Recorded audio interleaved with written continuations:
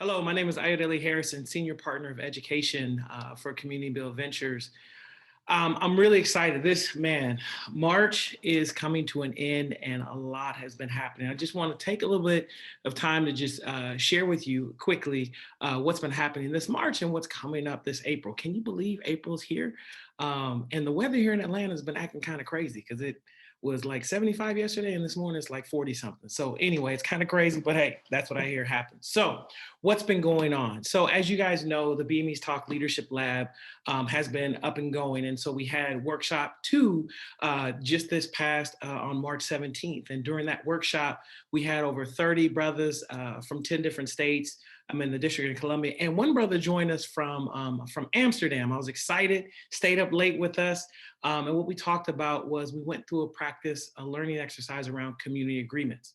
So we explored how to create community agreements together in our community, and then we talked about how community agreements might look different, or the agreements that we ask for or call for in settings back on our jobs might be different than what we've done in that community. And so one of the reflections that stood out for me is one of the brothers on the call, Eddie, he had, or excuse me, one of the brothers on the call mentioned that and after we've spent this 90 minutes constructing these community agreements, he said that he's always on guard and that he's never felt safe enough to be open and to be his authentic self.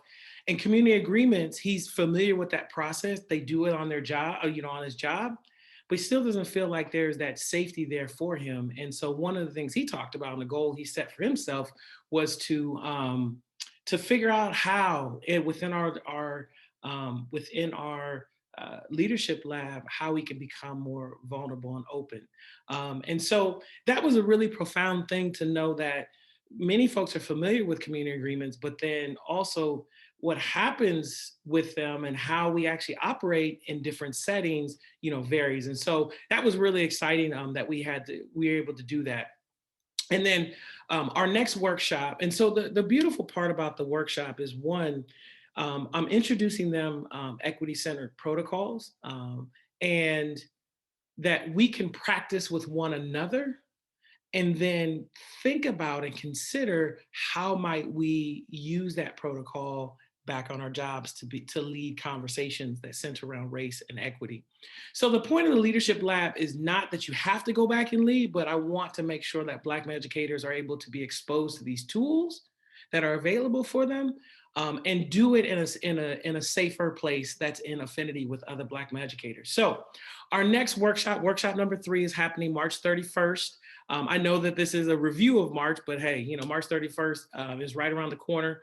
And what we're going to do, and this is the first time, first time I've done this and engaged in this, is we're going to actually go through a learning experience on how we actually discuss equity with strangers. You're not going to want to miss that. I'm just really excited because over my 20 years in education, I've engaged in diversity conversations, inclusion conversations, some justice conversations, equity conversations, but never was able to engage with a large group of Black male educators only, and having a real structured conversation around that.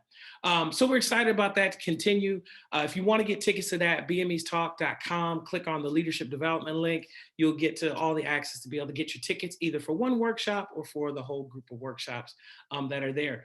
Also, sorry, because this is, if we think about what's coming up in April, so the March 31st workshop, and then workshop number 4 is happening on April 28th. So that's at the end of the month. And that one is going to be about centering around our own equity journey. So what has been our journey? What is our story? So it's basically telling our stories, how we're able to do that. And so this month has also been busy, been really partnering with an organization called Liberated Genius to lead Affinity Groups in Missouri. So it's virtual Affinity Groups for a school in Missouri, a school just outside of St. Louis. And what I'm learning about Affinity Groups and facilitating Affinity Groups is that it's important to have a framework and a working in progress curriculum. But it's even more important to make sure that you're being responsive to the community.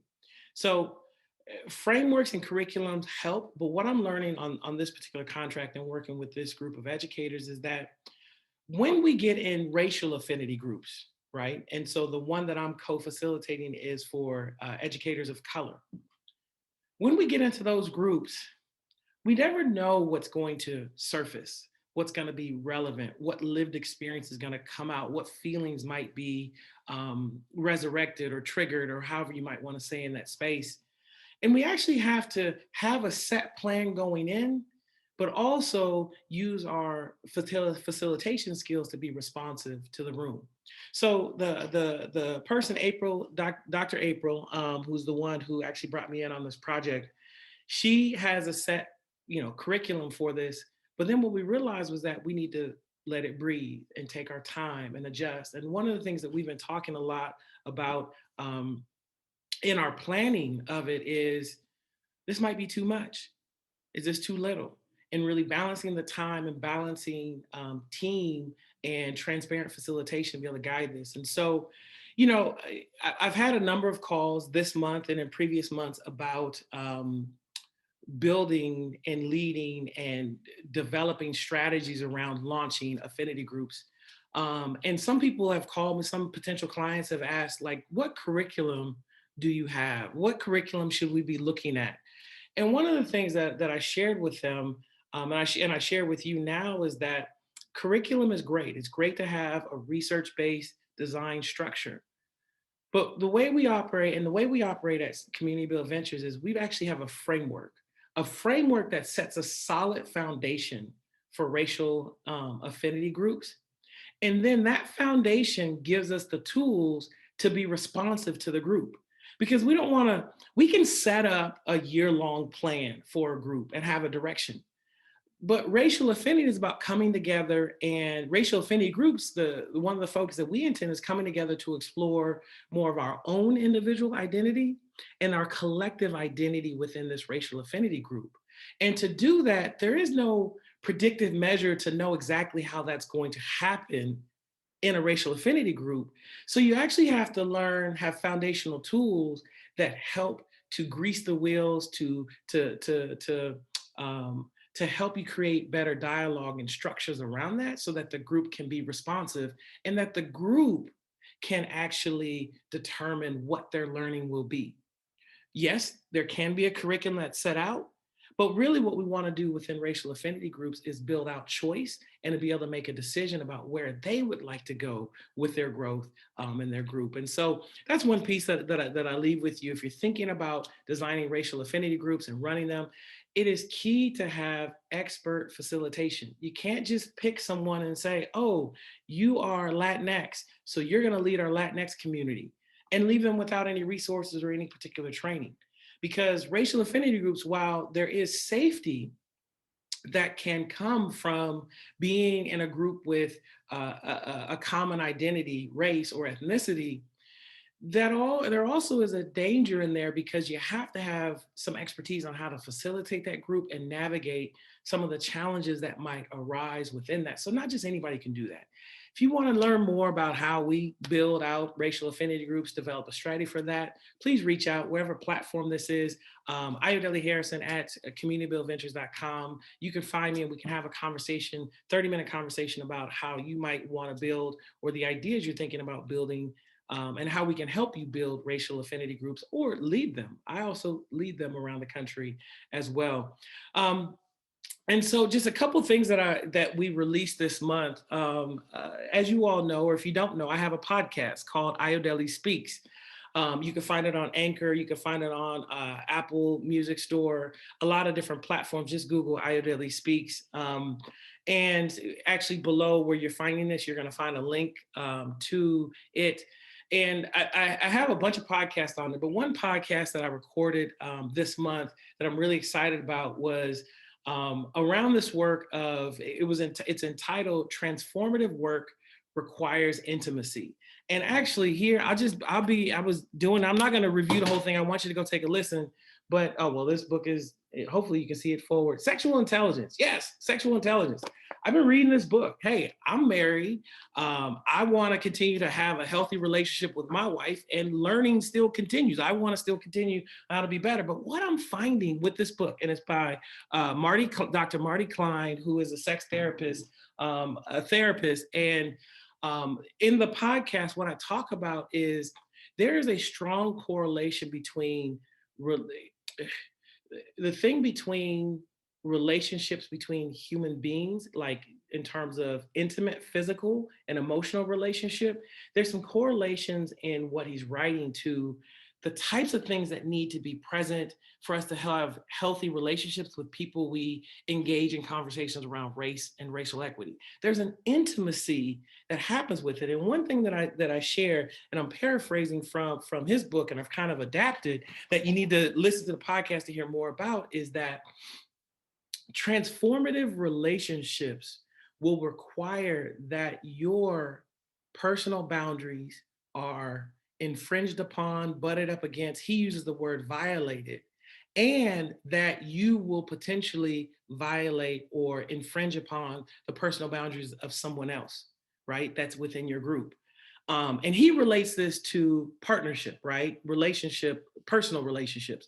I'm relating this to professional relationships. And I talk in the podcast about how that plays out and the things that we should be looking for, and the chat, why it is so complicated to have personal relationships and professional relationships, specifically when we're trying to talk and really address issues of race, racial equity, and justice. Check out the podcast, Ayodele Speaks. It's transformative work, requires intimacy. That's the name of it. Take a listen, leave a comment. Please let me know what you think about that.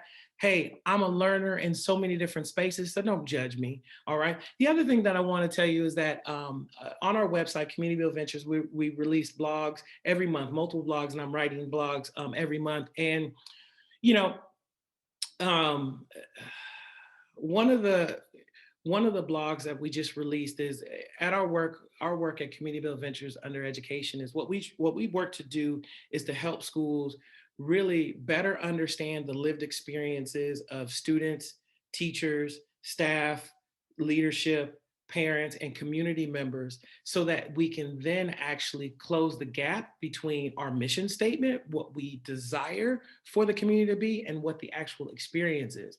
And so we do that using equity-centered school improvement. And so I just wrote a blog that's released. It's up. You'll find the link below or wherever this thing is being posted. You can get to the link on our website under blogs.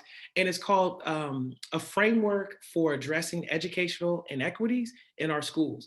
And so in that piece, what you'll see is that I talk about the three phases of our work in equity-centered school improvement: understand, embrace, and embody. I go into greater detail in a short in a short video that just talks about what is the equity-centered school improvement process, what is our framework for that work, and what does it look like on the ground. So please go ahead and check that out. Lastly, just what's coming up, man. April is going to be a very dynamic month. As I told you, the Leadership Lab continues. We got April 28th is our next our workshop number 4 that's going to be happening, where we're going to Black male educators are going to come together and discuss their own tell their own story, their own journey in equity for that month. And then also I'm going to be wrapping up the work with the Affinity Groups in Missouri, and I got 2 speaking engagements towards the end of this month. April 24th, what I've been invited by Cornell Ellis, that is the Block, that is Brothers Liberating Our Communities. They are an organization that's centered around recruitment, retention, and thriving of Black male educators in the Kansas City, Missouri area, in that space. And so they're having a conference called Liberate Head. So Liberate ED conference, and there I'll be presenting a 60-minute presentation on brave space building. So how do we help people unmask and arrive in a group, in a community, and really engage as their most authentic self. So I'll be talking about that on April 24th. I have a workshop there. There's a website. I'll link the website below where you can see and you can register if you want to come and be a part of this learning experience and also hear about Brave Space. That's the Block, Brothers Liberating Our Communities. And then, man, I'm excited. This is the first time on April 27th. What's going to happen is the National Partnership of Education Access, NPEA, their annual conference. I was selected to present at their annual conference. It's going to be virtual this year. I'm going to be presenting on April 27th.